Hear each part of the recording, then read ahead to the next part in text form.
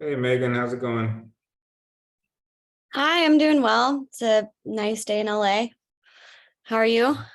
I'm good. I'm good. It's not bad here in Chicago. It's in the 40s, so really can't. That seems really cold to me. For us living here, like people are out. Like I was out with just a blazer a second ago, so really Oh kind my gosh. If it drops below 70, everyone's in like puffer jackets in LA. of. Everyone looks like they're going skiing if it drops below 70. Like, Yep. Kashay, how are you? I'm well. How are you guys? Good. Good deal.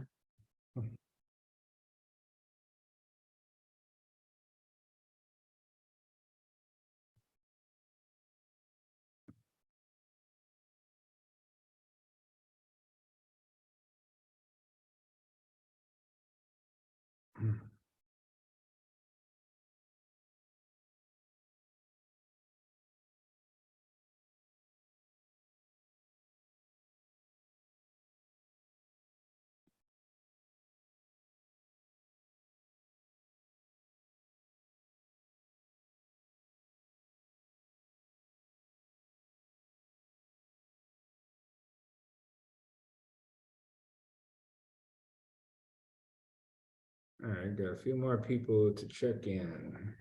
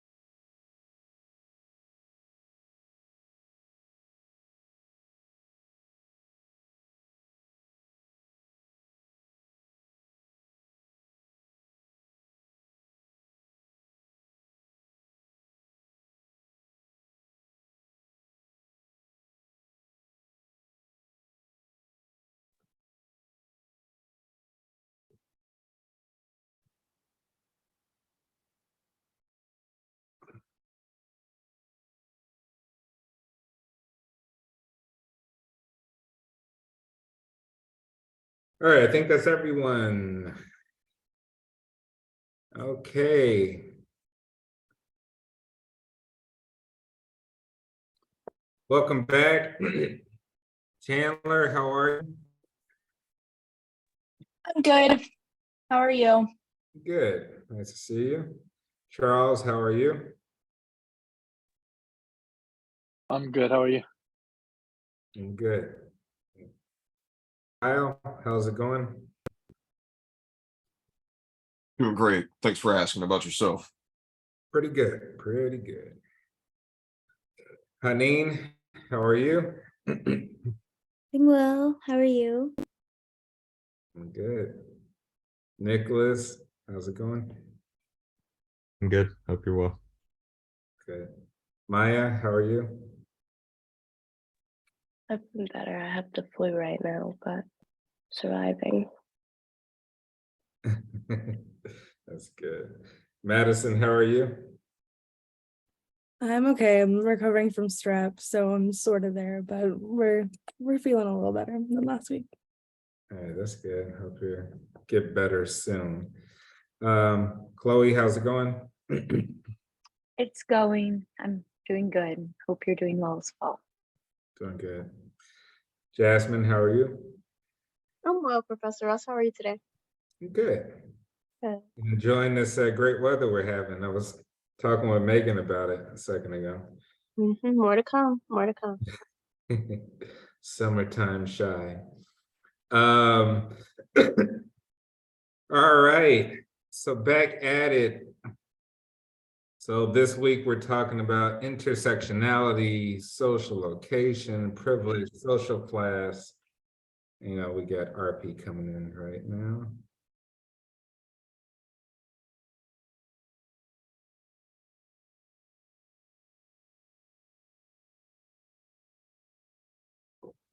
Arpy, how are you? I'm doing well. How are you? I'm good. Thanks for asking. All right, so section 5, intersectionality, social location, privilege, social class. Before we get started for this week's topic, I need to share a link with you, and that is for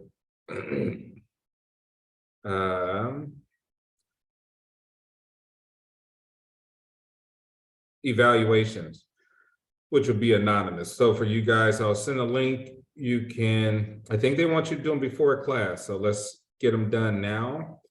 And you can submit your evaluations. And then once we're all done, we could come back in and continue on with the class. So let me send over the link.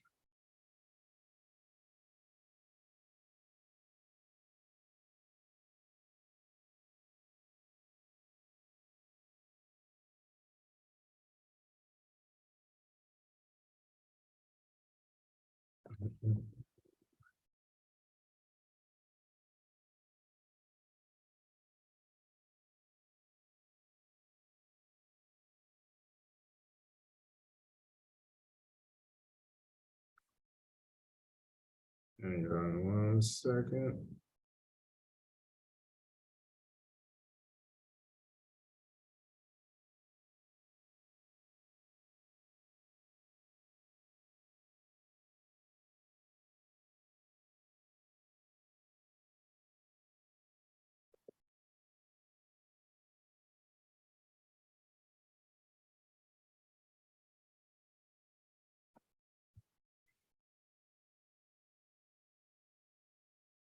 Hang on 1 second, guys. Let me copy and paste this link.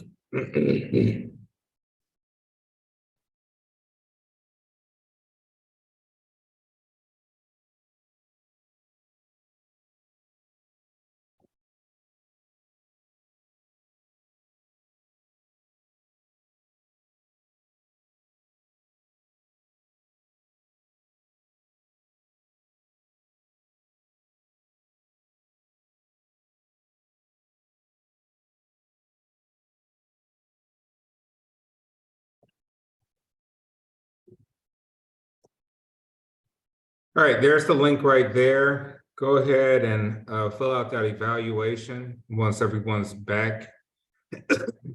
Well, once everyone's done completing it, we'll begin class. So once you're all done, just message or chat here, say done. That way we know who's done, who's not.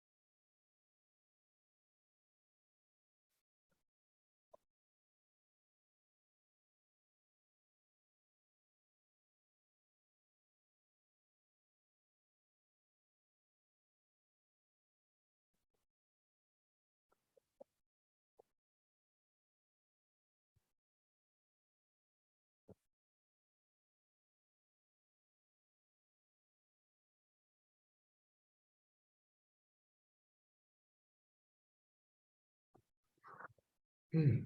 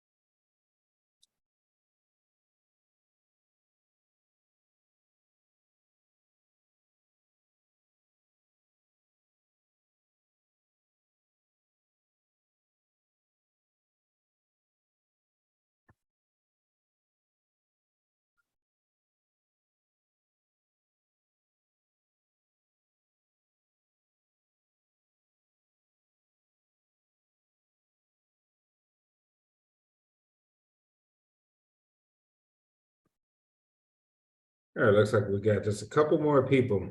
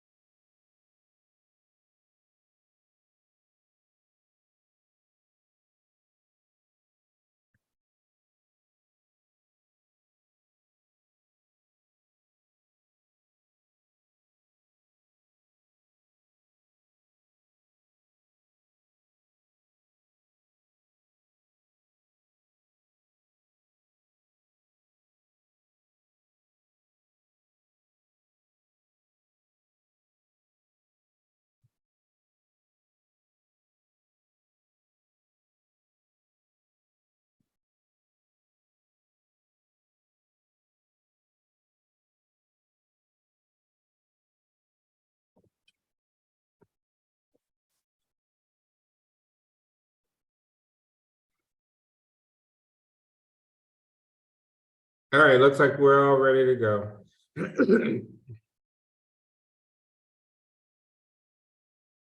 All right, now we got that out the way.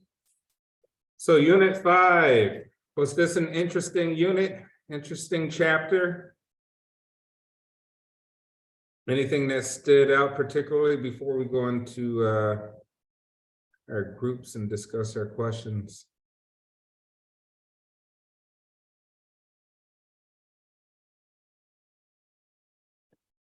All right, well, first things first, let's get into our groups, talk about this week's questions, try to filter out some sort of takeaways, and then we'll come back in and talk about it as a class. So I'm going to randomly assign you into groups and bring you back. Let's say we'll do 10 minutes. So we'll go to 30 minutes past the hour. So.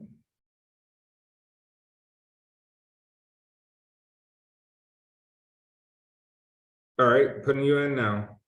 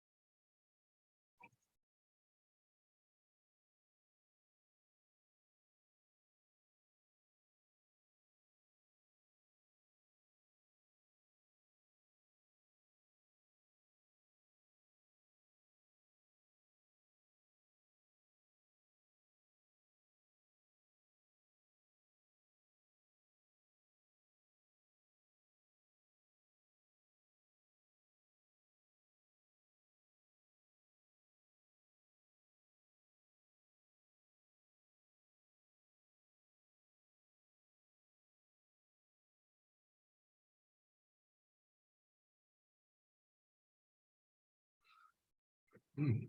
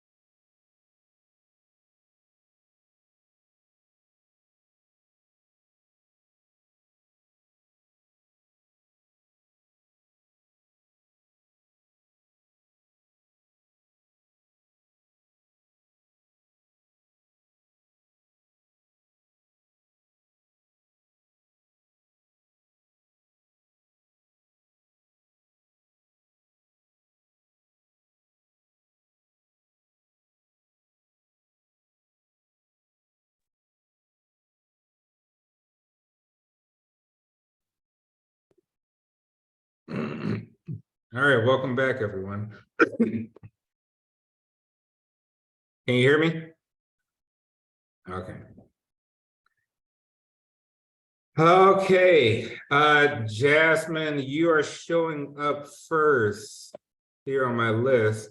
Who was in your group? Chandler and Pache. Did I say your name correctly? I'm sorry. Yes. Okay. Yeah. So we talk much about ageism and just some barriers between, or even how to tackle if you're older and how to make sure you uplift and give young people a voice to really combat some ageism issues. Something that also was brought up in our conversation is that sometimes cultural differences clash when it comes to ageism. So, for example, I was raised to always stay in a child's place. And so, even as I'm growing up, those same biases or expectations can come on, children that are coming up after me, but then also too, when I'm approaching elders, it's like there's still a level of minimizing myself. And so we kind of talked about how to find a balance in all of that without having discriminatory behaviors.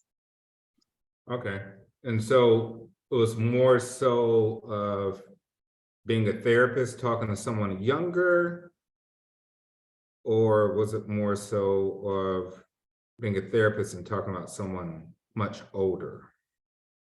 Like your client would be much older, your client would be much younger. What's the? We was What you talking in guys both do? aspects of the situation. Just take for an example that, me being 43, if a 15-year-old come in, they probably, will look at me like, okay, she don't know nothing. Times is different. Everything is changed and she's not going to understand. And how can we relate? Versus if an older person come in, they might look at myself and be like, okay, she haven't really lived life. What experiences do she have? She's not going to understand what I'm going through or what I'm talking about. Such a big age, different gap. And just how do we go about respecting with the younger people? How do we give them a voice without disrespecting them, using the cultural that we've come up in, or the aspect that, a child should be in a child's place, or at such a young age, what does a child know in the reality of life today versus an older person being, very wise and full of experience. And we basically going off of, educational plus our learned experience, which probably still is not what they're expecting in their mind as an older person. So we was trying to figure out, where is the boundaries, where is the disrespect, and where is the respect? How do we give those people a voice to give us the opportunity to have a voice to help them? Okay, yeah, so in reference to ageism, and then this chapter talks about adultism. Right, so adultism is speaking to individuals who are much younger, which leads to challenges and the difference in generational gap. And really, if you think about that, it goes along with the whole chapter, right? The whole chapter talks about dominant groups and really less dominant groups, so target groups versus non-target groups, and the power dynamics within, right? The power dynamics. So an older person would be deemed to have privilege. So if we're talking about privilege, say, hey, privilege exists in certain circumstances, under certain contexts, due to the age, right? So you're thinking, well, I'm older. Do I identify that I have power, maybe experience power, intellectual power, power of wisdom, these things with a younger person, right? So therefore you say, well, how do I make it relatable, right? How does my life relate to this younger person? So if you draw inferences of experiences that you may have had during that time and how you viewed people who were older than you to not be relatable to what you're going through. So the first thing is relatability, right? We have to form a connection. For anything to transpire that's going to be positive to develop a relationship, we have to form a commonality. The commonality is experience, right? Which means that each person has, the older person has gone through what the younger person has gone through, therefore they're able to speak on the experiences the younger person may have gone through. And the younger person is searching out for some sort of wisdom. We have to understand that someone's there for a reason, right? So if a younger person comes to us as a client, that means they're searching for answers, answers in which we may have had based on our life experience, or even just talking as a therapist to other people who've had, trials and tribulations and whatnot. So I think the first beginning is relatability. We can all relate. Old and young can relate from life experience, and that's where the connection takes place. As a professor, I teach graduate and undergraduate. I teach business and I teach psychology. So I have students who are freshmen, just coming out of high school, and I have students who are much older than I am in some classes. And so I have to use different approaches. Different approaches means relatability, right? So there's a generational gap between maybe me and the freshmen first coming in. And then immediately I talk about things that they know about, right? Which means talk about things that I may like in popular music today. I identify maybe some things with social media, and that gets the conversation going, right?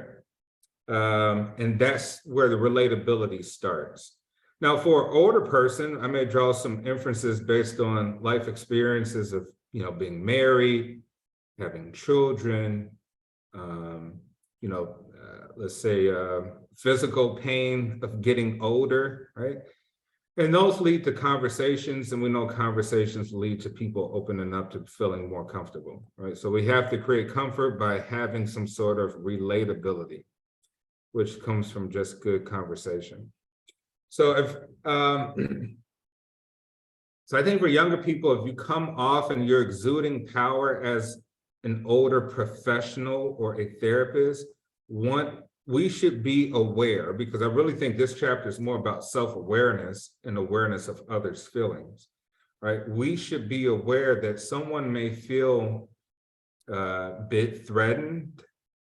They may feel a bit uncomfortable at the beginning.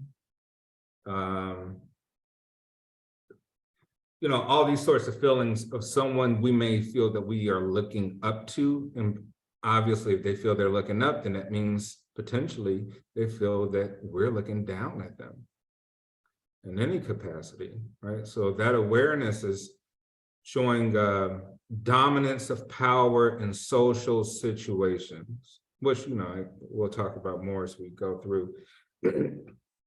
So I say be aware. We talk about, hey, everything's situational, right? The details in the situation.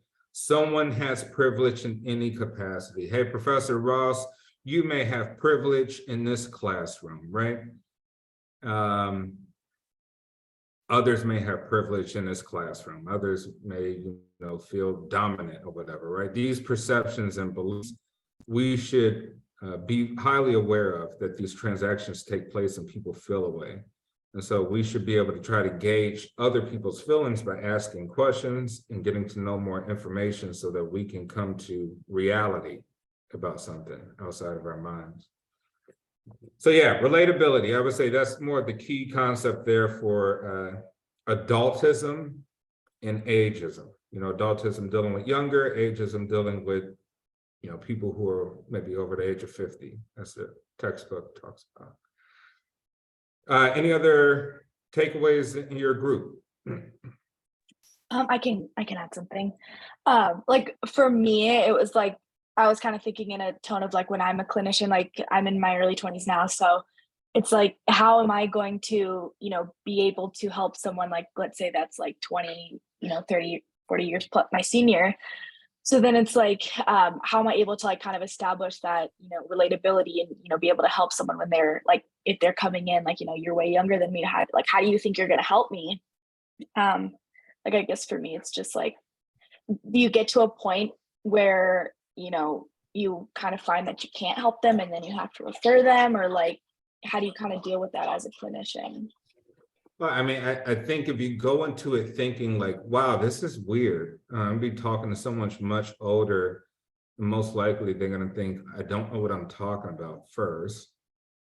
2, I haven't lived enough life to be relatable to them. So if you go into it with the mindset of, I'm different, this situation is different, then it's going to be different. It's going to be a negative reflection. If you go into it with the mindset of like, hey, in human life, we all kind of go through common things, whether it's illnesses, the loss of a loved one, anxiety, depression. These are all very common things. So I say you draw inferences from common shared life experiences, and that's where you find a relatability. And it could be anything. You know, you say, hey, client, hey, tell me about yourself. You have any pets? Yeah, I got a dog, right? But man, I got a dog as well too, right? You're finding relatability anywhere you can find it. Pets, children, places you've traveled, things you like to do, food, all these different things. But if you go into it thinking, hey, this person is not going to respect me, then I think once again, it's about awareness of self and awareness of situation as much as others. We have to be aware of our own mindset, in which case we present all these assumptions and biases at the beginning, which is going to hurt the interaction and communication between therapist and client. So we need to focus our mindset to say life is more common than difference, right? We understand that there's differences, in which case while we're in this class, but as a whole, life is more common for all, right? No one's making out of here alive, right? So that we have a lot of shared things that go on in our lives, than more so than differences. So we have to draw on those shared common facets of life and try to have good conversations with people to find relatability in items within their life. Because we all have them. I mean, I can relate myself to everybody in this class in some way, shape, or form, right? While others may stumble to say like, oh no, this is completely different. It's all really your mindset. Anybody else in your group, or we move on to the next one? Okay, next. Kyle, you're next. Who was in your group?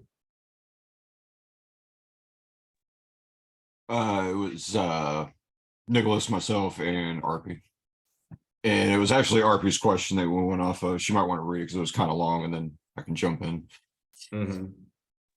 Yeah, I had written about how the therapist working with a multicultural client brings about growth and development. And it was a two-part question. So in what ways is there difficulty when working with a client whose culture is different than yours? And how can the therapeutic relationship be challenged due to the cultural differences? All right, that's a pretty big question. You're basically saying that, repeat what you're asking. You're saying the differences, how would he help through the challenges, or? How is there, like, in what ways is there difficulty when your client's culture is different than yours, and how it can challenge the therapeutic relationship? I think that's a pretty robust question. Which way is there difficulty? A zillion ways. Challenges, a zillion challenges. How could it impact? People don't understand one another. There's a disconnect and there's no shared experience and no one want to open up. How do you change that? By listening, by finding relatability between people, commonalities, by being sensitive to the context in which people speak of, empathy, understanding, and us getting our training here. Our training here is to look at the details of how we see social interactions and how we view society, right? The average person will make very, very general common inferences when they see a group of people interacting with one another.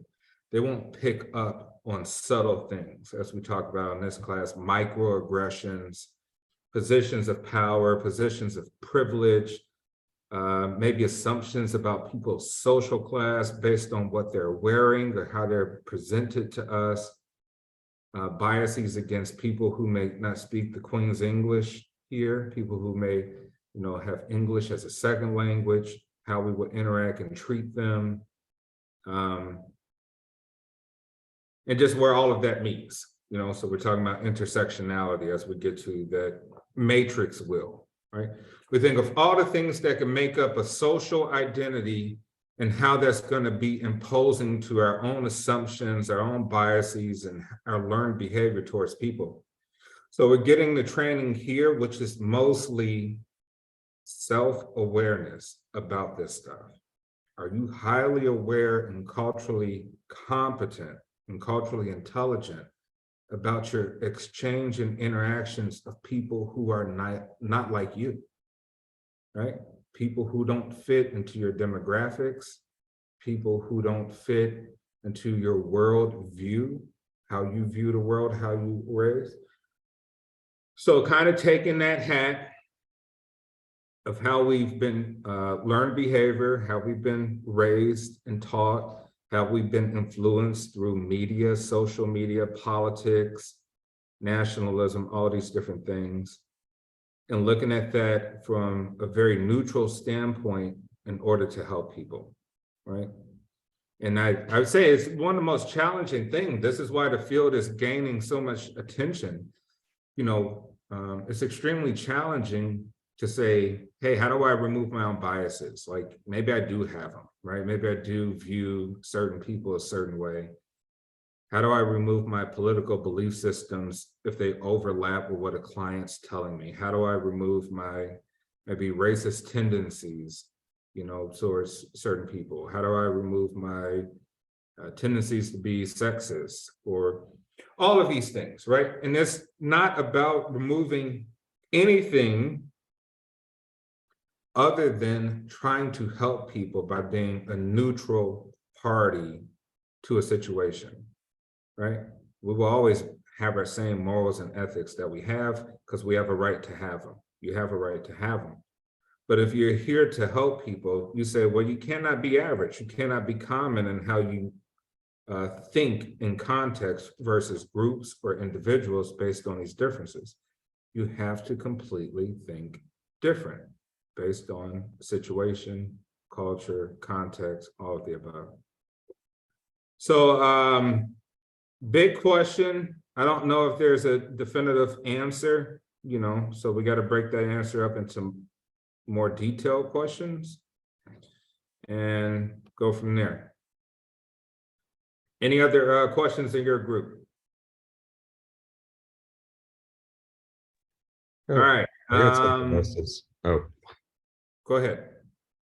yeah, I was just gonna mention one other thing that I thought was interesting. Not sure how we got on this topic, but we had a good discussion and kind of led towards this, which was like what about the cases where there's something culturally about a client where it's actually incompatible for you as a therapist to be like practicing with this person? So like in some like more traditional cultures, maybe they're more like patriarchal and like maybe women like don't have conversations with men other than their husbands. And then so like me as a male therapist, maybe that's just like I can't work with a woman from that society type of thing, you know? Yeah. Or well, I'm saying that would be up to the rights of that individual. So I mean, if a female from a culture that comes from a patriarchal society, you know, does she want to work with a therapist? Is she seeking help? And is she seeking help from you? You know, if she's come to you, then obviously maybe she's a little bit more neutral to that point of view of taking that a therapist has to be from a religious background or a cultural background or something, right? I mean, if they express that they no longer feel comfortable or don't want to work with you, then, you know, that's pretty obvious. If someone comes to you and wants to work with you, I say, that's something you set aside. I mean, you don't make that judgment, they do, right? So that's not really up to you, that's up to the client. Professor, I got a question. Yeah. When it comes to the multicultural therapeutic relationship, if we get a client that's whether it be biases or whatever the case may be, will it be safe to just constantly ask why questions until they get to a point or realization of their frustration and angers? I mean, I don't know if, I don't want you to take it as if questions are a bunch of why. I think sounds too kind of automated. It's much more engaging in a person in other aspects, right? Other different types of questions. But you do want to try to get to the genesis. Eventually, like your goal is to get to the genesis of someone's issue, right? You're there to try to get down to the origins of a person's issue in order to help them. So how you go about doing that may be your own way, right? That's Cachet's way of going about it. In which case you need a strategy and you need a plan based on the context of that individual client, right? But here you want to, we're gathering the tools necessary to say, okay, I have a pretty good understanding to objectively assess this client properly, help them in a way that they want to be helped, right? What are the questions that I think will be culturally insensitive towards them? And how is maybe even the personality and characteristics of this person versus the questions I'm thinking about asking them, right? Which means it's constant revision. So a game plan doesn't, your game plan will be a session game plan, right? And you're going to reevaluate and do evaluations off that session. Something may flare up a client's, it may flare up the session and, maybe they'll get triggered by something. You're like, oh, interesting. Okay. Maybe make note that is a potential trigger for somebody. Come back to that, right? Move on to something else in the area. And so it's building a mountain. It's not sort of, hey, this format works for everybody, each and everybody. No, that's absolutely not how it works. It takes constant revision, constant assessment, constant evaluation based on your observation of how the conversation went, the session has went, and things that may stand out in the session, right?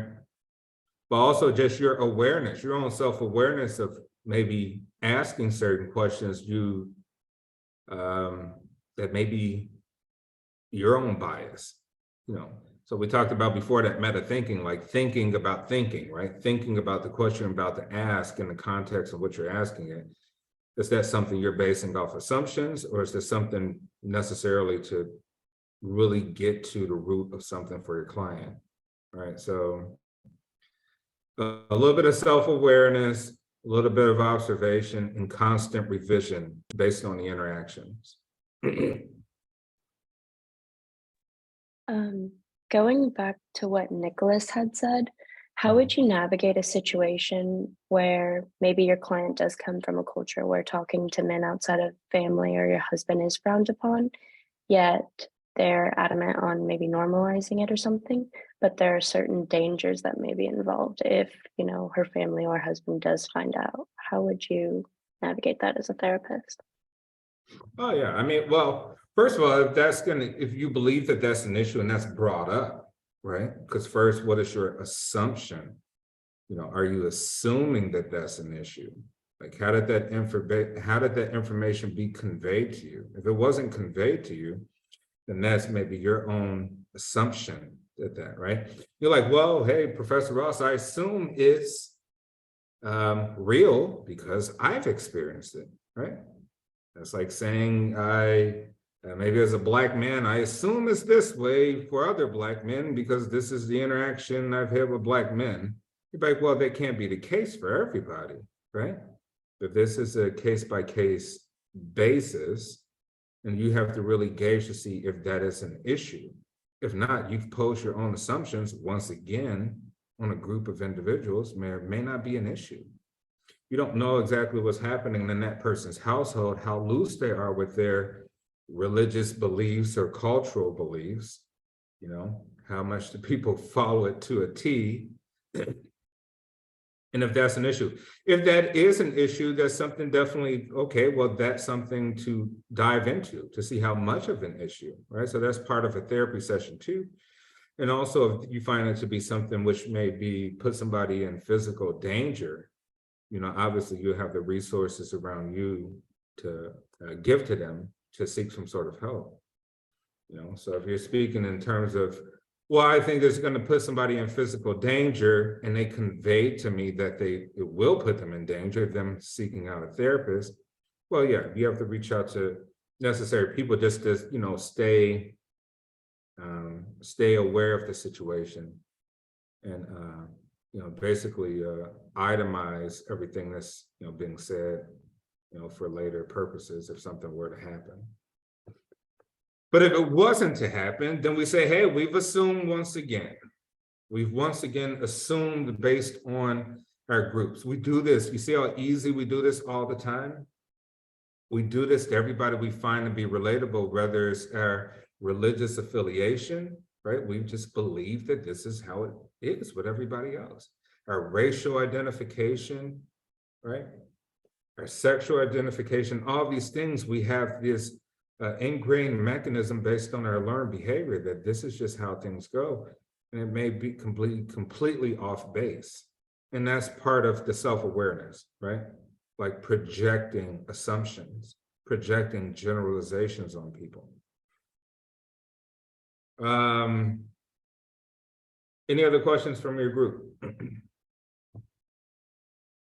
All right, next up, let's see. Haneen, your group? Did we get yours?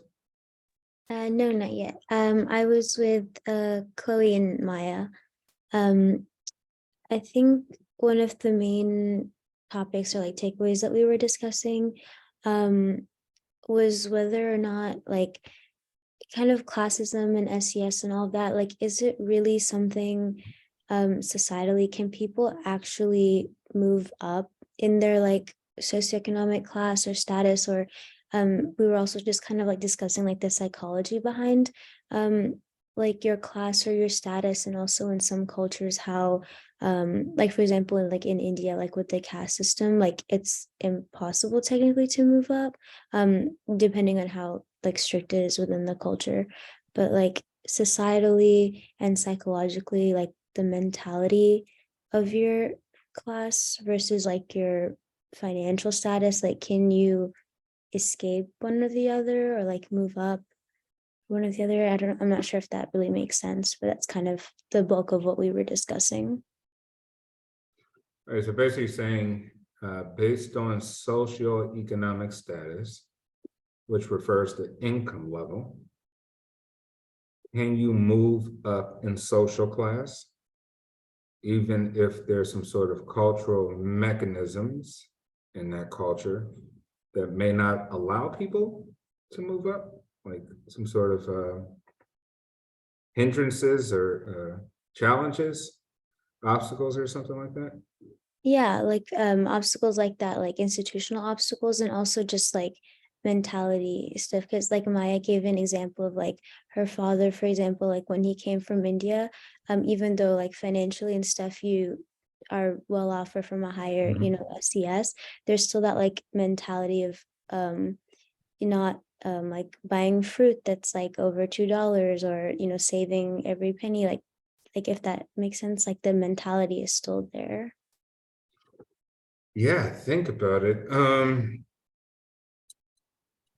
All right, these class systems, as we talk about, right, still deals with privilege and position of power.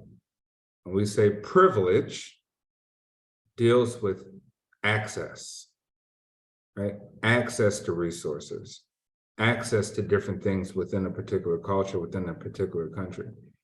So even if one were to increase their socioeconomic status, increase their income, and they're of a minority group in that country, they still won't be able to exceed the privilege of person who has less money, but in the dominant group. Case here, you could say relate, okay? In the minds of people, if you were to become extremely wealthy and you're a minority here in the United States, does that still give you access to all sorts of, let's say, social entitlements that others who don't have as much money, but follow the dominant group, are part of a dominant group, are identified as a dominant group? No. There still will be huge obstacles. You still will be perceived as a minority, whether you have the money or not. And so these fixed mechanisms are extremely powerful because they supersede money. They supersede actual income.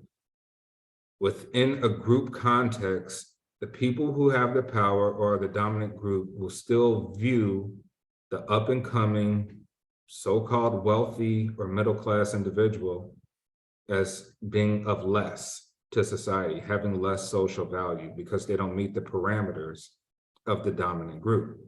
And it's really interesting because Nicholas actually shared a video with me dealing on privilege.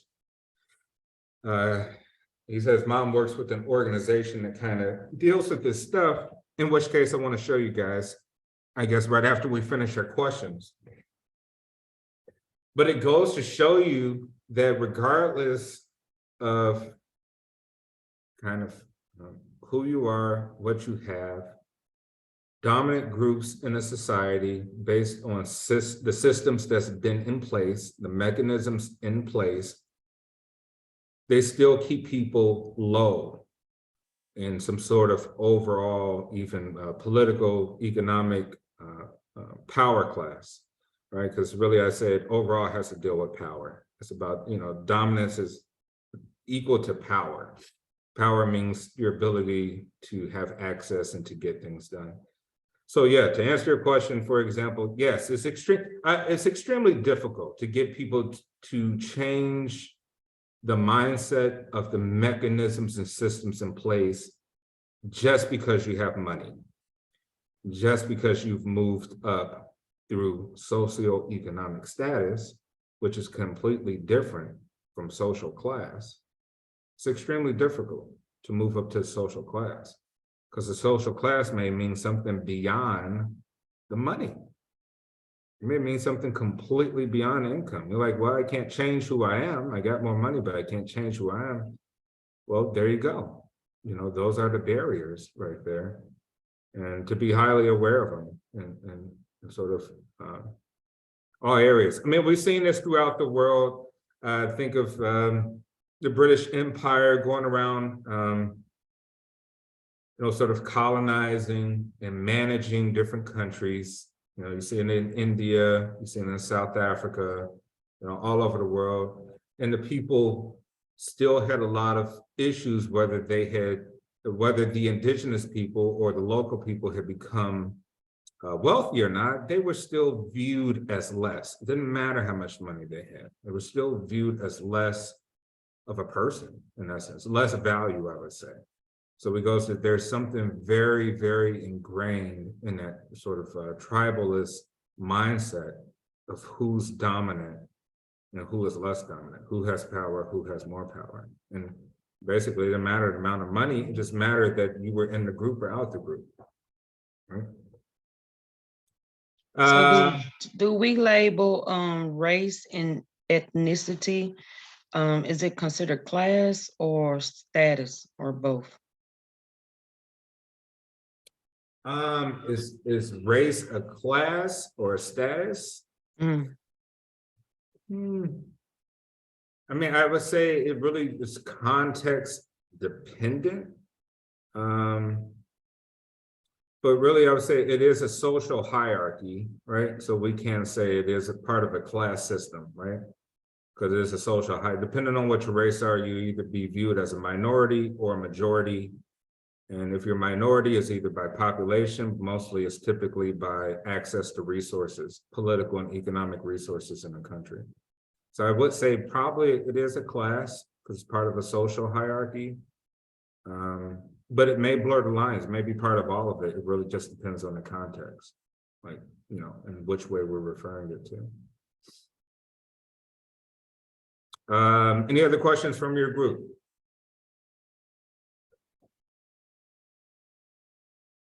All right, who's Madison, who's in your group? It was myself, Megan, and Charles. Okay, what were some of the things you guys discussed? We kind of jumped around a little bit. I would say we primarily kind of focused a little bit on sort of as a therapist, as a clinician, how do you navigate, you know, certain conversations? Charles, I don't know if you want to mention the example that happened with you at work. Well, first, my question was, even at an early age, how do we change or educate the younger generation's perception to limit dichotomous thinking? Charles, wait a second. Repeat the question because you kind of got a little fuzzy there. Start from the beginning. Sorry, can you hear me now? Yeah. It just broke up as you were asking the question. Okay, so like my question is, even at an early young age, how do we change or educate the younger generation's perception to limit dichotomous thinking? And the example that I gave was it was at work. I work with kids in the spectrum, and I work as a student aide. And what happened was, it was not the kid that I have, but it was another kid in the class. So they have toys like babies, and the babies, they have like different colors, well, darker skin or like lighter skin. And one of the kids picked up the lighter skin baby and told the class, told the other children, oh, I prefer this kid because I don't like the darker skin babies because they're dirty. Okay. So yeah, so that was my example. Okay. And we kind of, from when Charles mentioned that, it kind of reminded me of the video that we watched for, I think in our asynchronous, of the interview with the young Black girl who, you know, the researcher was asking, you know, point at the smart girl, point at the dumb girl, point at the ugly girl, point at the pretty girl, and sort of watching that happen. And when Charles mentioned that, it kind of brought me back to that and sort of just really more of, not really a response to the question, but just the shock of sort of when you realize how early that dichotomous thinking starts. And so I didn't really have an answer for Charles, but I would really love to know if anybody else does. Yeah, I mean, I think that's definitely a challenge, especially if you're dealing with very young kids. So yeah, we know their prefrontal cortex doesn't finish developing until age 25, 26, 27, around that age, right? So our ability to rationalize and do logic, it takes a while, right? It takes a while. I mean, dealing with young kids, that sort of lack of understanding, the world is just seen, I guess, in sort of big blobs, right? Kids are not as detailed in their sort of social understanding, right? They tend to, I guess, generalize more. So your challenge would be how to stop the generalization or to kind of help the generalization by understanding that things are on a case-by-case basis, right? That this individual doll, try to figure out why don't you find it to be a standard of beauty that you were taught, right? Where does that come from? And here's some of the factors, right? So we say, hey, how do we do a proper assessment from an individual? Well, we need some information about the individual. We need a lot of information about people, right? So here, even on that social matrix, that's part of the lecture here, right? We say, hey, okay, what is the sex of the individual? What is the, the parental status, even for kids? You would say, well, let's see, how are their raised? 2-parent household, 1-parent household, right? That would be a factor. Income, what sort of income they come from, socioeconomic status. What social status do they come from? What religion do they identify as? What race do they identify as? right? So what's their immigration or citizenship status? These are all bits of information we need to get about people to have a better understanding of their worldview, why they feel the way that they feel, why do they perceive things the way that they perceive, in order to have a better understanding to get to the root of what makes them who they are. So part of this is a lot of information we need to gather from people. So I say for young children, it's difficult, but there's still a lot of information to piece together there, Charles, to say, well, let me compile all the data that I have about this to see if any of those factors relate to why this child believes that this skin tone is more standard of beauty than this skin tone, right? We could understand the sort of basic outwardly understanding of thinking, hey, we already covered colorism, right? We tend to think standards of beauty are more lighter or whiter than more darker, right? You see this everywhere in society, magazines, what have you. Those are the standards of beauty, and that's been implanted into people's psyche. And so how do we unravel that? We have to get people to see people as individual units and not some monolithic point of view of standard of beauty, right? Understanding that beauty is a subjective thing that can encompass all sorts of things, not just physical appearances.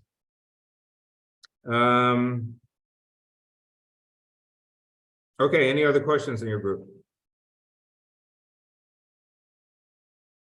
Yeah, that's an interesting one, Charles. When you're dealing with children, it's almost dealing with young children. How old was the child?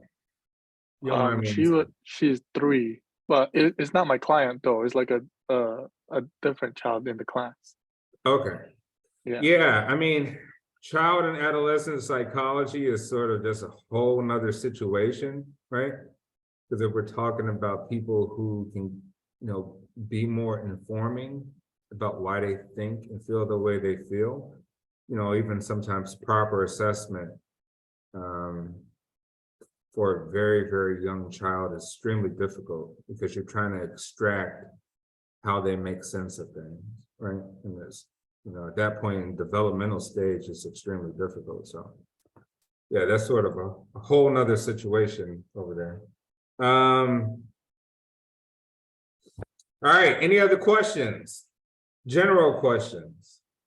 Any other comments from anyone? I actually have one. Sorry. Yes. You might be going over this in the lecture, so if you are, feel free to wait. But in the async, I was just very kind of confused by the difference of SES and social class, or like especially just the definition of social class. I felt a little confused by in general. I don't know if this is something like you're going to go over in the lecture. Yeah, we'll talk about it, and okay. I can understand how. Think of this, just in simple language, plain language. Socioeconomic status is related to national census. What's your income, right? What is the range of actual income that you have, right? So that's your socioeconomic status. That's your position based on your actual income. Social class is something beyond that, something beyond income. Maybe it may slightly have a little bit to do with your income, but it's not the full picture. It's not just how much money you have. It's how much access you have to resources. How are you viewed in society based off access? And other factors, power factors, and we'll go through them. But it's beyond the money. You would say money is a factor, right? It could be a factor, right? You can have a ton of money, which could increase your social class in some way. But there's a lot of other factors attributed to it. But we'll discuss that in the lecture. I'm gonna take a 2-minute break. I gotta run to the restroom, all right? I'll be right back, you guys, before we start lecture.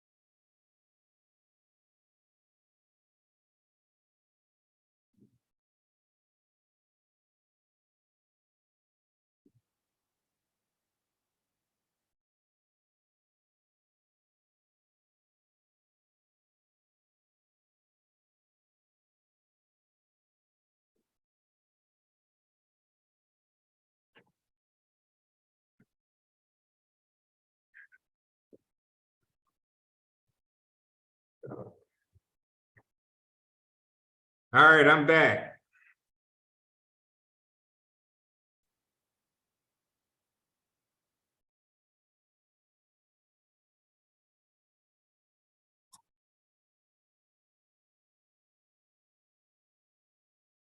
All right, gonna begin our lecture here. Oh, before we begin our lecture, I'm gonna have you guys watch the video that Nicholas sent me, and then we could touch on it to see if we have any comments about it. So hang on one second.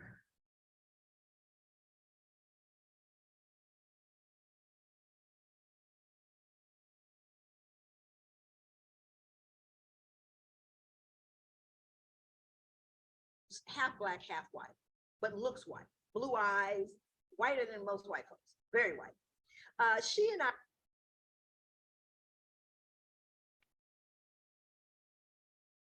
All right, I'm gonna share my screen and we're gonna watch a YouTube video really quick.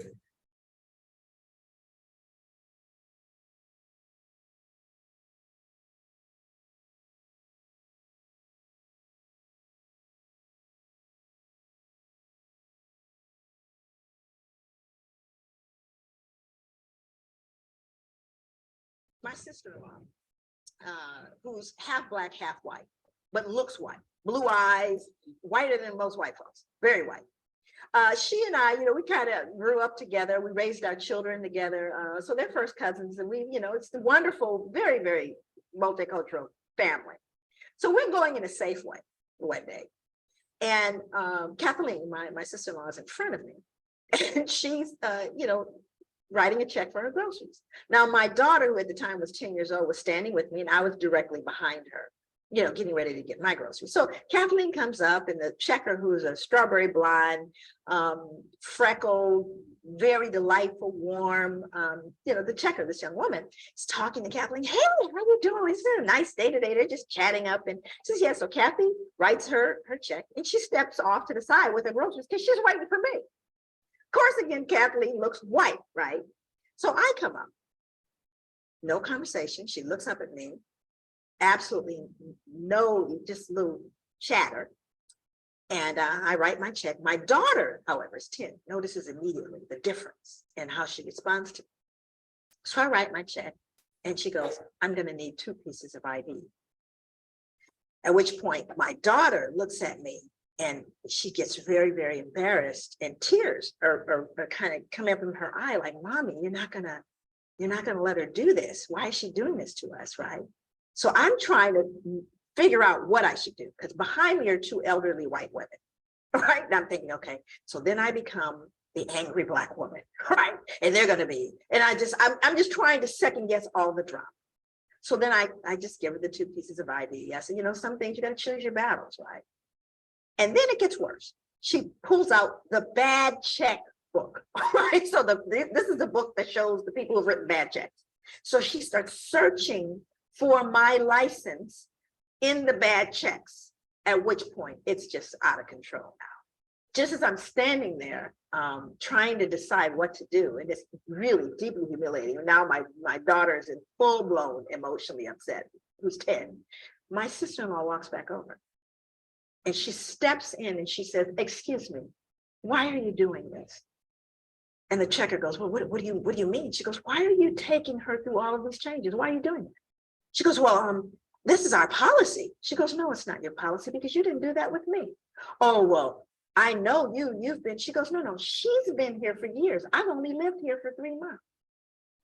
And so at this point, the 2 white elderly ladies go, oh, I can't believe what this checker has done with this woman. And it's totally unacceptable. At which point the manager walks over. So the manager walks over and says, is there a problem here? And then my sister-in-law again responds. She goes, yes, there is a problem here. Here is what happened. So you see, she used her white privilege. And even though Kathleen is half Black and half white, she recognizes what that means. And she made the statement. She pointed out the injustice. And she, as a result of that one act, influenced everyone in that space. But what would have happened? I can't know for certain had the Black woman said, this is unfair. Why are you doing this to me? Would it have had the same impact? But Kathleen knew that she walked through the world differently than I did.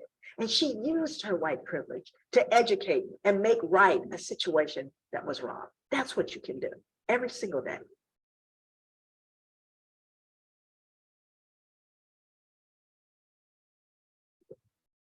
All right, thanks for sending that over, Nicholas. All right, well, first of all, how did you come across that video? Did you say your mom shared it with you? Yeah, she's an executive coach, so she does coaching and leadership and diversity, equity, inclusion stuff with companies, basically like leadership teams, and tries to like educate the leadership team, teach them, then kind of like disperse it through the company that way. But yeah, I was telling her about what I was learning in this class, and then she brought that up, and I thought it was really interesting because it gets to, I mean, first of all, it's just a great example of a lot of the stuff we've talked about, and also some of the stuff that I have been thinking about, but not necessarily gotten a great answer on, which is like, how as a white person can I actually do things to help, you know? I think that was another like highlight of the story as well. And then, yeah, last thing, my mom said whenever she shows the video, there's something always comes up where it's, you know, it's like these two people are related. So there's also this component of like, if me as a white person in line sees this sort of happening with an unrelated Black person, for example, like if I were to jump in and make that assumption, then maybe that can get, like, maybe that's not what that person wanted or needed or what have you. So it's always a case by case basis, I think, which is not an easy answer, but yeah. So interesting. Yeah, definitely. I think it's a video that could lead to a lot of interesting debate about several different things. Who here wants to share maybe some thoughts or takeaways or opinions about what they saw in the video? Or maybe some experiences you've had or observations or some sort? Raise your Wonder hand. about the impact on the child, like seeing that situation happen, and she's probably darker skinned, like the mom. And I mean, I wonder, did she like relate that to things that done happen in her life? Because the mom mentioned like she noticed right off the bat the difference that was going on. So I wonder, do that leave like some, you know, I know it probably make a psychological impact regardless, whether it be little or great, but I mean, I just wonder about. Yeah, absolutely. There's probably going to be some sort of psychological imprint on the child, and thinking that, hey, this is how it is, and maybe that could, you know, lead to more negative thoughts, or, you know, who knows. Anybody else? Opinions, observations, or something of the sort?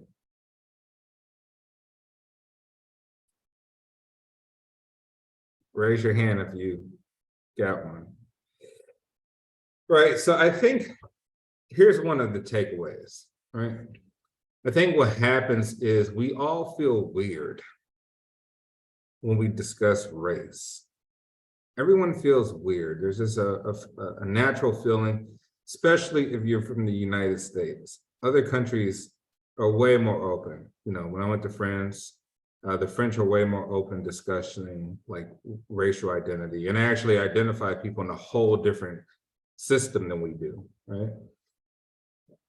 But the point I think I get in talking with Nicholas about this is that a lot of people do feel weird when discussing race, right? You're gonna feel intimidated by even touching the topic, right? But this is a big one. As a therapist, you're gonna come across this, and if you're going to be intimidated by discussing race as opposed to all the other identifiable demographics we just talked about, age, sex, whatever, socioeconomic, race is a big one that can come up.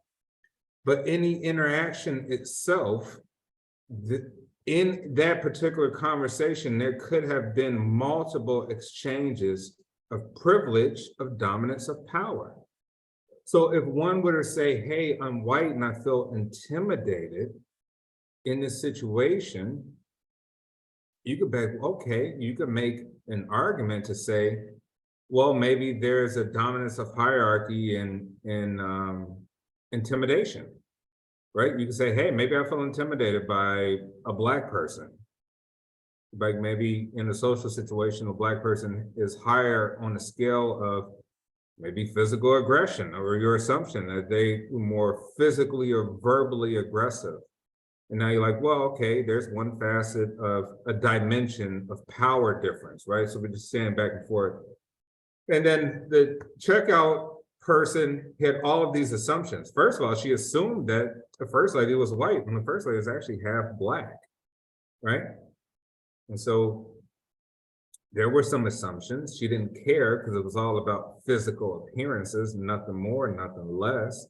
And so when she saw the physical appearance of the woman after her, she made those inferences that this person was a criminal, right?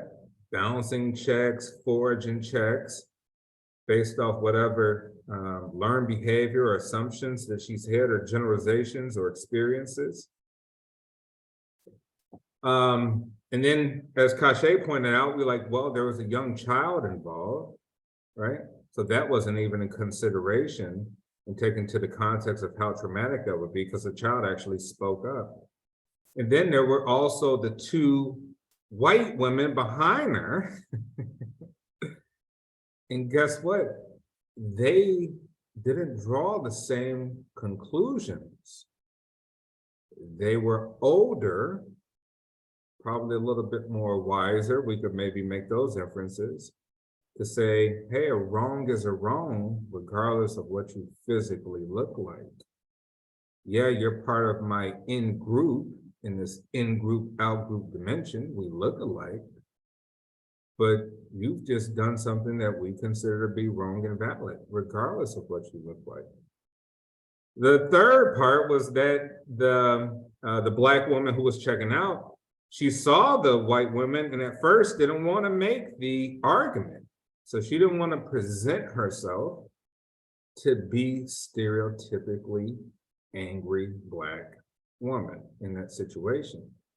So I think that video has when you first see it, you're like, oh, it's just a regular story. It's just a regular exchange, someone making a, ignorant sort of behavior towards people based on our biases and these exchanges. But really, you could dissect that into 1,000 ways of how power dynamics based off cultural shifts, racial shift, ethnic, all sorts of things, can lend itself to to horrible situations, right? The horrible, horrible situations, because it's just very natural to most people at this point, right? So as our jobs, you say, well, okay, we have to try to, do you see what other people do not see? That's the key question in this class, right? Even when I talk about my other class, just for example, I teach like a leadership class for like global business leaders or whatever, right? The point is, oh, what makes a great global leader, like a person who could be Secretary General for the UN or a Barack Obama or this, what makes the difference? Very simple. They could see something that the average person can't see. The average person sees something very black and white, how it is. Great people can see beyond that. They're able to assess and see the multitude of things that happens in the context of which things happen. So thanks once again, Nicholas. That was an excellent video because it had a lot of parts to it just beyond the obvious. All right, let's get into our lecture. Any questions before we start lecture?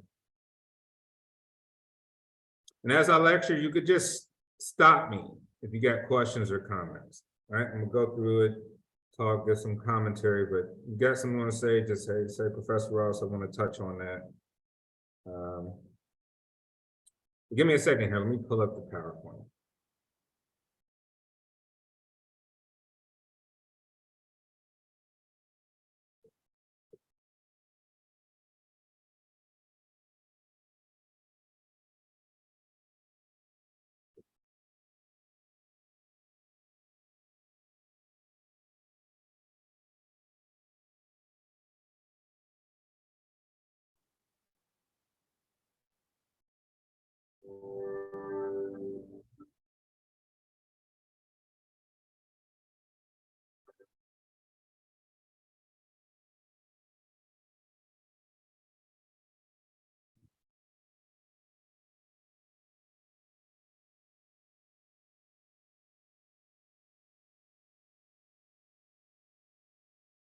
All right, I'm going to share my screen right now and get to our PowerPoint.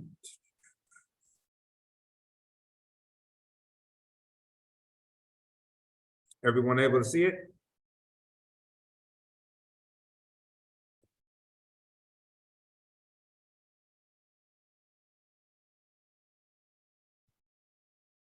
All right, target and non-target identities here. All right, target identity and non-target groups. Groups that are systematically advantaged and others that are systematically disadvantaged because of their memberships in certain social groups. Right, when we say emphasize on membership in a group, right? A membership requires a subscription within a group, right? So it requires active members, but sometimes people are not active members. They're just passive, right? They're just identified by others. It may not even pertain to how they feel. It may pertain to how the system feels about a person. And so one person say, well, I don't identify as that. And we're like, well, it's great that you don't as an individual, but in a social context where there are systems in place, others identify you as that. Thus, they will treat you accordingly based on your membership, right? So we say sometimes the membership is voluntary or involuntary, right? Culture, you can kind of move in and out of culture. You could leave the country, go move to Japan, join Japanese culture, but you still may be identified as something else based on the system that's in place, right? You as an individual could say, I'm more culturally Japanese, and Japanese people you ask about you, like, no, we don't really accept this individual as this. All right, types of oppression, right? The obvious racism, huge. Sexism, big. Classism. And as we talked about classism and even elitism, right? So even if you think of maybe social class, you would say, well, it's beyond the money. It may be positions of power. Hey, are you the president of the university, right? There's going to be a lot of social power and different social class. Are you a lawyer, a doctor? You know, all these things could lead to different social classism. And even that corresponds to elitism, right? You understand that different professions have sort of different connotations to them. Some professions have stigmas. You know, you say maybe garbage man versus high power lawyer, how people view those two things, right? Some are, you know, we will maybe discriminate in our perceptions of people based on what they do from a profession too. Religious suppression, anti-Semitism, right? You say, well, if a country is dominated by a certain racial group, anyone who doesn't fit that group for a religious affiliation, you know, obviously they can face some sort of discriminatory behavior there. Ageism, adultism. Ageism is, you know, dealing with people who are age 50 or more. Adultism, dealing with people who are more on the younger side, you know, teenagers and whatnot. Heterosexism, ableism, right? Dealing with people who have maybe physically challenged, right? Or the abilities to do certain things. Xenophobia, people who are just different, you know, different cultures and just different overall. And language oppression. Here, I think primarily speaking of people who do not speak English or do not speak English well. So here's your examples. People of color, right? Racism, sexism, women, classism, poor, working class, elitism, informally educated, right? We even see this too for people who are very well educated in college. The age-old argument and perceptions of how we view people who didn't go to college versus people who went to college or have an advanced degree, graduate degrees, PhDs, whatever. Religious, Jews, Muslims, Catholics, others, and the other ones are pretty self-explanatory. All right, so those were the target groups. Here's the non-target groups. Right, which means non-targets means advantages versus disadvantages in the social context. So those are people who are disadvantaged let's see, on the left side, on the right side, we're doing people who may be a little bit more advantaged in a social context, right? Whites, or even if we saw from the video, those who look white may have an advantage. They could be a non-target group. Sexism, men may exude more power, dominance, and authority in most social situations and contexts. Classism, are you middle class? Are you the owning class? Are you the majority? Do you own businesses? Or are you the working class, which have to go to work 9 to 5 every day? Elitism, we talked about formerly educated. Religious oppressions. So on the left side, we get everybody there. On the right side, could be Protestants and Christians here in the United States. Ageism, so reflect the opposite of elders, be young adults. Adultism would be the opposite, would be adults. Heterosexism, heterosexual people. Ableism, able-bodied persons. Xenophobia, US-born individuals. And language oppression, standard English. All right, so our basic definition here for oppression is pervasive and exists across multiple groups at varying levels. So you have individual oppression, you have institutional oppression, and you have cultural oppression. So we say there's different types, right? One is very outward, overt, right? Out in the open acts of oppression. It's very direct, it's easily to identify, right? Let's say from the engagement of, someone just basically saying something racist or identifying some sort of discriminatory practice. Secondary involves individuals benefiting from overt oppressive acts against others, right? Which means that you can get a benefit from your acts of discrimination towards individuals. Tertiary, which really means third, is internalized impression, the identification of the dominant message by members of the minority group, often to seek acceptance by the dominant group, right? And even you could say that one,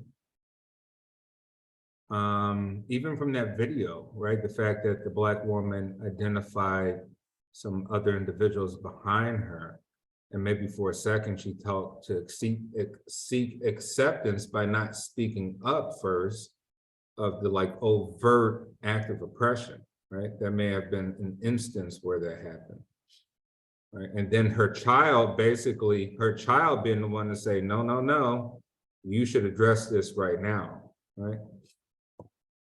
But oppression is complex and multidimensional. The result of oppression is an imbalance of power. It happens through a lot of exchanges in our day-to-day. I mean, I'm pretty sure most of us do it in our social groups in some form or fashion, where we, emphasize our biases on people and do things like that.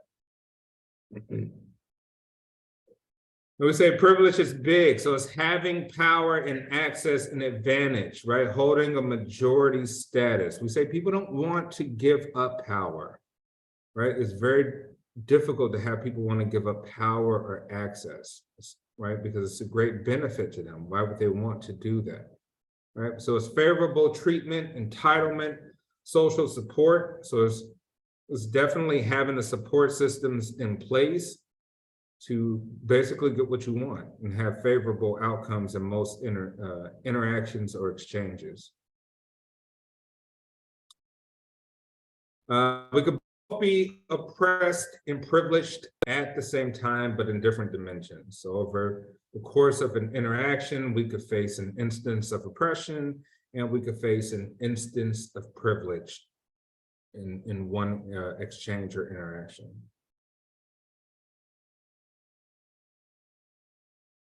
Privileged characteristics tend to be considered the norm against which all others are compared. This makes privilege very difficult to notice, right? So we got examples of class privilege based on power and dominance of social hierarchy, examples of heterosexual privilege in the context of maybe areas where we're around homosexuals, or anyone of the LGBTQ community. And there are some examples of white privilege here in the United States. We would say that would be the dominant group in terms of access to resources, political power, and economic advantages, right? This requires that we evaluate the myth of meritocracy. Hey, it's not your problem that you're struggling. Just pull yourself up by your bootstraps. You should be able to achieve what I have achieved, right? It's all based on your merit. And we say, well, that's a very, very shallow, narrow point of view to take if we know that there are mechanisms in place for minority groups in any country, regardless of the United States or not, that there's mechanisms in place to keep certain groups in power, right?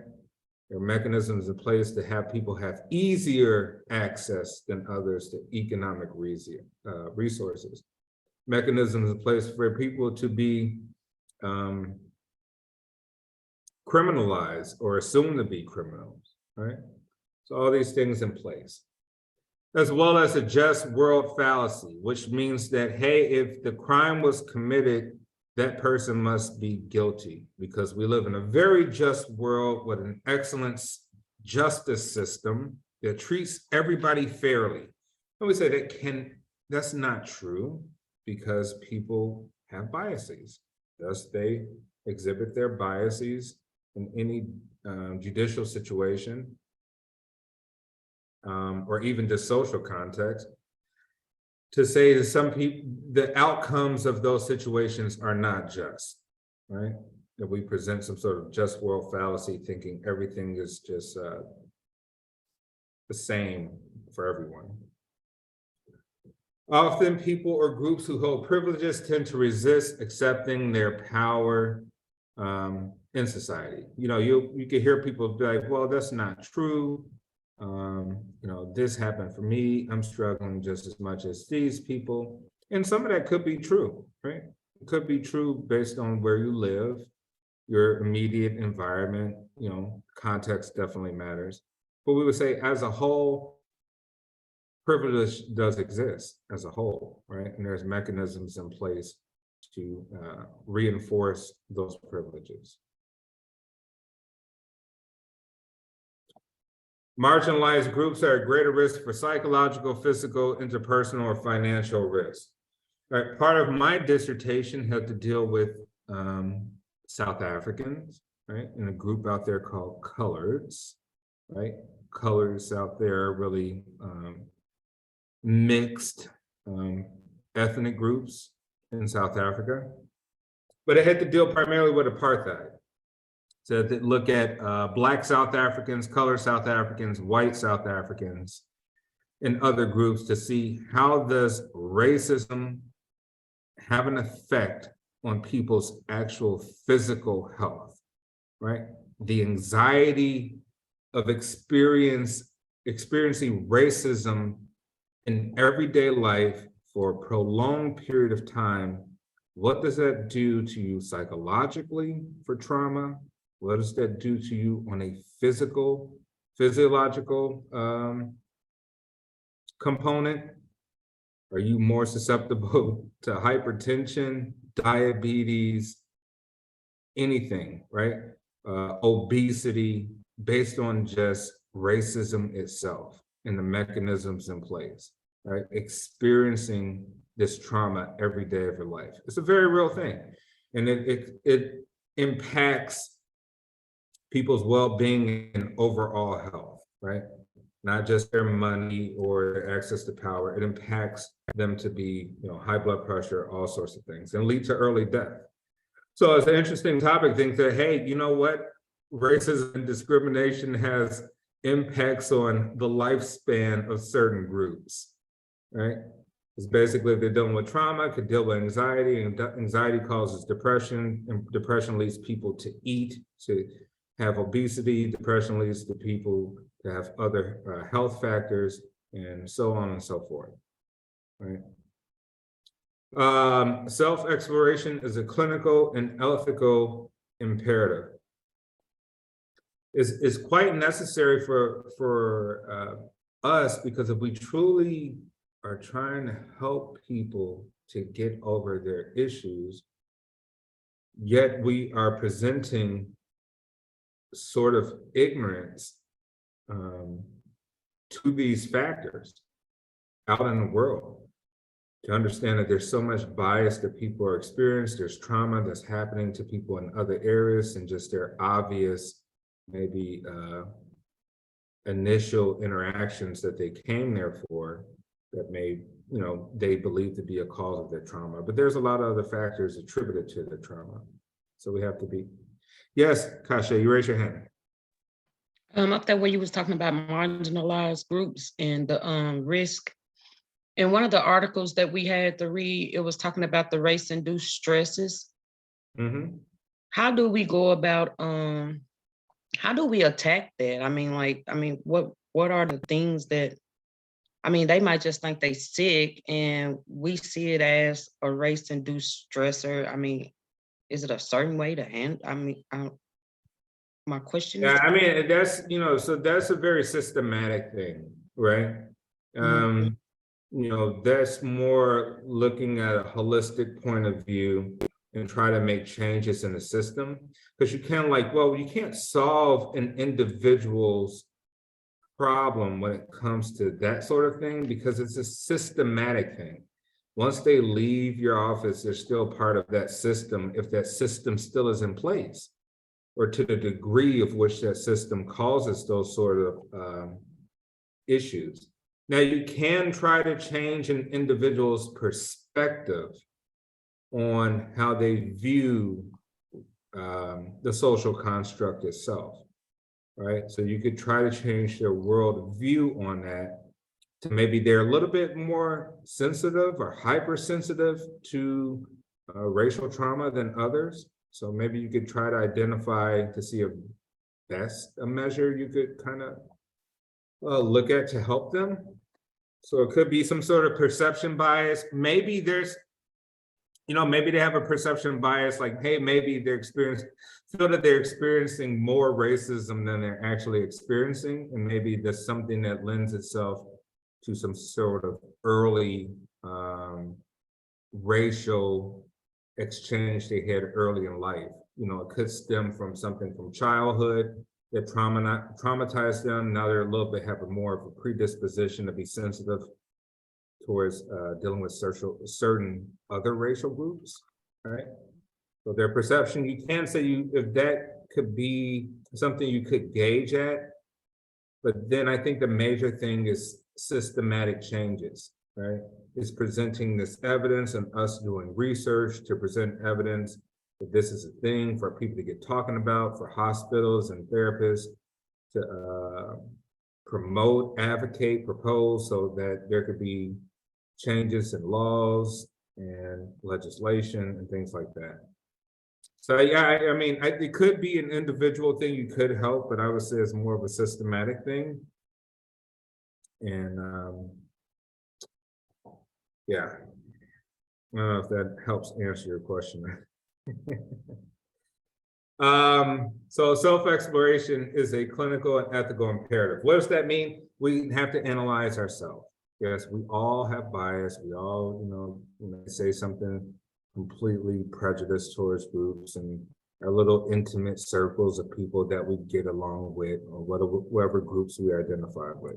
But we have to be very highly aware of that, because it's ethically imperative that we are helping people the best we can with all the knowledge and tools that we're in our training. All right, intersectionality. There's no hierarchy of oppression. Oppression is oppression, all right? And social identity, huge. Social identity, because it has social identity theory. You could, for those of you who are going to be doing some research or some thesis, social identity, you're going to come across it, right? Because it deals with self-understanding based on one's identification with multiple social groups. These social groups are organized around socially constructed, such as race, sexual orientation, religion, etc. And the social identification reflects the experiences, beliefs, and emotions that are frequently shared by other group members. Huge. We're saying belief and emotions based off experience and exchanges. Remember, and as a marker of the privileges and oppressions the individual experiences in larger society as a result of his or her status within a social group. So we're carrying this stuff with us, right? And our clients are carrying around beliefs and carrying around emotions towards of interactions and exchanges within people within a group setting. So this is very, very powerful. We don't have an understanding of how people can believe such things, which can trigger their emotions. We're going to be at a loss for trying to help people if we don't understand all these dynamics within that, these dimensions of social interactions and identity. All right, intersectionality refers to interactions between all those categories we named of difference of individual lives, social practices, institutional arrangements, and cultural ideologies, and the outcomes of these interactions in terms of power. So the main emphasis is power. In these exchanges and arrangements, there are power dynamics. If someone has higher power and others have lower power, depending on the context of the interactions. There is no such thing as a single issue struggle because we do not live single issue lives. Things are complex. So sometimes if you ask the question of, well, how do I address that particular thing? Well, as clinicians, clinicians and future clinicians and therapists, one thing we want to always keep in our mind as researchers and scholars and academics, most things are multifactorial. So how do you solve it? It's a multifactorial issue. Everything is layered, and it's up to you to decide what's the most important things in those layers to help someone.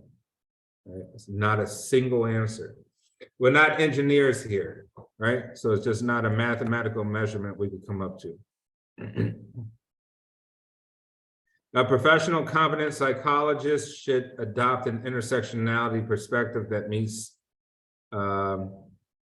fundamental questions. Which women, which men, which means that we need a little bit more detail, right? The group of men and women are of a general understanding. Let's dig a little bit more deeper in detail to understand which of anything, which race, which women, which men, right? Which group? All right, we'll finish this off. Let's finish this last slide and then we'll move on and I'll let you guys go. Right?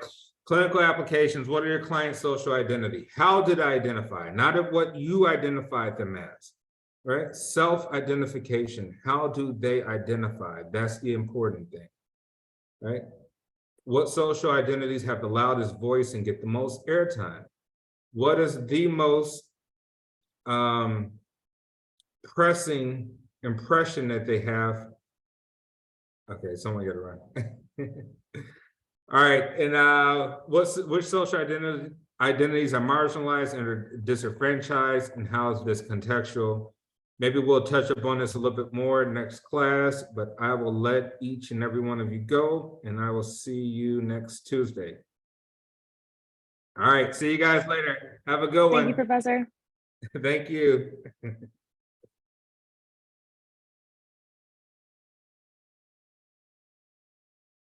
Professor, Yes.